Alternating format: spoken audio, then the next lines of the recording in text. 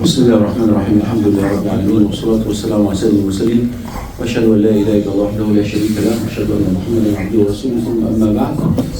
Again, I'm just trying to connect between they say about civilization is like a bird with two wings. الحضارة لها جناحين. So the bird has two wings. One is moral values, spiritual values, your connection with Allah subhanahu wa ta'ala. Okay, so this is first janah. The second janah is means, technology, science, wealth. Without the two wings, the bird will not fly. Very important to have this model in our mind. You can be a very good Muslim and worshiper of Allah subhanahu wa ta'ala, you pray all night, you are a bird with one wing. You know? And subhanAllah, I was watching the other day about some birds fly for 9,000 kilometers without stop.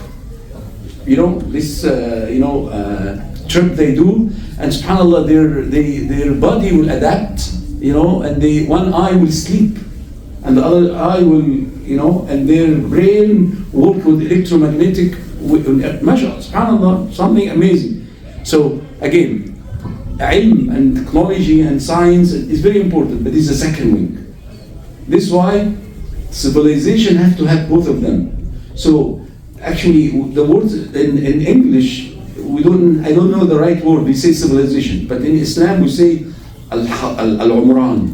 So al-umran is to make something better, beneficial to mankind, not just get people together or city. Is not moving from village to a city. Okay? Anyhow.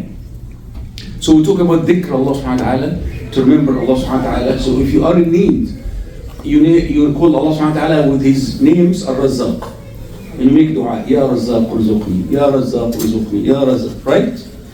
But what you do with the other wing? You work, you search for work, you educate yourself, you adapt to the market change, because you know, technology is changing all the time. So if you don't change, you will be outdated, and then you will not be able to find a place in the market. Okay? So this is the main goal of our talk. But what I found I was reading like some old texts, and I mentioned Al-Jahiz. And subhanAllah, he had a beautiful statement. He said, الموجود من كل شيء رخيص بوجدانه غال بفقدانه إذا مست الحاجة.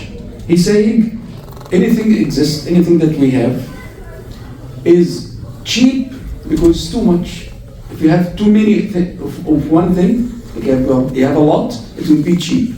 And it will be expensive when it's rare. And subhanAllah, we see the oil price went up because we have less production, more than the demand that we have. But then the other one, ما من شيء كثر إلا رخص. Everything will be too much, it will be cheap. ما خلا العقل فإنه كلما كثر غلا. Except your عقل. The more عقل you have, the more expensive you will be. So your true investment, in your what? In your عقل, in your knowledge, in your ilm. The more the more ilm you get, the more science you learn, the more management you learn, the more skills you learn, this will be expensive. Okay? So this is the thing that you need to get more and more and more. Not materialistic things. People will fight over materials, but the material, when we have too much material, it will be cheap. This is why turab, dust, is cheap, because too much rocks outside, grass. You know, you don't see people on outside Canada selling grass. But in the middle of Arabia, Arab grass, expensive. You take the grass and you'll be rich in Saudi if you sell grass, right? Because they don't have it. And then I found another man. He was a businessman. His name Abu al-Fadl Ja'far ibn Ali Dimashqi. He from Dimashq, from Syria. He was a tajir, just a tradesman, a businessman. And he goes to the market, buy and sells. And because the society was so advanced, people had knowledge. He wrote a book.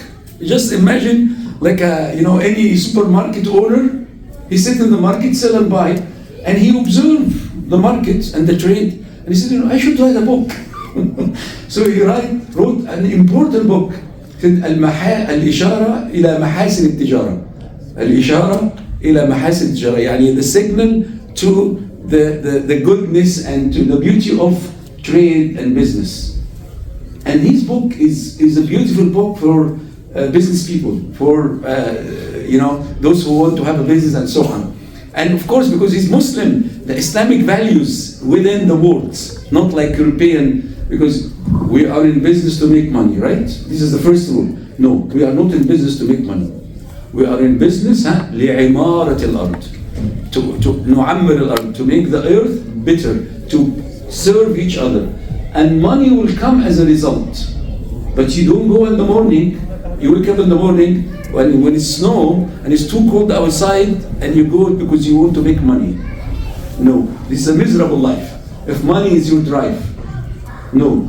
To worship Allah subhanahu wa ta'ala by serving people. The Rasul said, خَيْرُ النَّاسِ أَنْفَعُهُمْ لِلنَّاسِ. The best of the people is the most beneficial to people. It doesn't mean Muslim or non-Muslim. You benefit all people. So this is ibadah. And money will come because you benefit people, then they will pay you.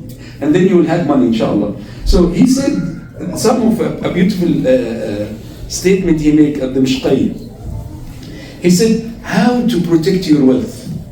Now you have money. How to protect your money. And he said, أَلَّا يُنْفِقَ الْإِنسَانُ أَكْثَرَ مِمَّا يَكْسَبُ. Don't spend more than what you gain. Simple facts. Like it's not something that, genius. And he said, don't spend more than what you gain. Second rule, أَلَّا يَكُونَ مَا يُنْفِقْ مُسَاوِيًا لِمَا يَكْسَبُ. It should not be even equal to what you gain. So, in math, we say greater than or equal. So he said, what you spend should be less than or equal what you gain in mathematical equation. But people wrote this for us to learn and to be careful not to overspend what we gain. And then he said, أن يحذر الرجل من أن يمد يده إلى ما يعجز عنه وعن القيام به. The man should be careful not to touch something that he's not able to support. Okay? I want to buy a fancy house with a swimming pool. But the swimming pool needs expenses. You know what I mean? You want to buy a fancy car. You want to go for a certain trip. But all this, أنت عاجز, you cannot pay for them. So this is أن يحذر, be careful not to commit to something that you are not able to support. And if you see most of our problems, financial problems, because we don't take the advice, the three advices he said, that we spend more when we gain, or spend what we gain, so we have no saving at all. Okay? And the concept of zakah, by the way, is you pay 2.5% of the saving that when you reach the nisab, certain limit, which is like at $8,000, whatever now, because the gold changing, 85 grams of gold saved for 1 year, meaning you should save. Otherwise you will not be able to pay zakat. Okay? So if you spend what you gain, you will not be able to pay zakat. Anyhow, and he mentioned more advices for business people, but I took what is good for everyone.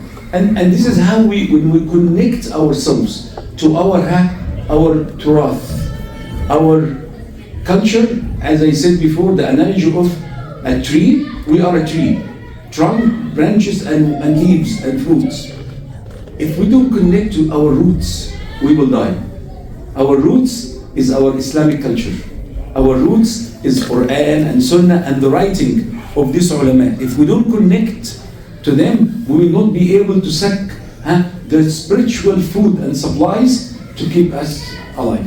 And again, this is the balance between worship Allah subhanahu wa ta'ala, live for Allah subhanahu wa ta'ala, and to work and take all the necessary asbab and means to be able to be successful in this dunya. أقول قولي هذا وأستغفر الله ولكم وجزاكم الله خيرا والسلام عليكم ورحمة الله وبركاته.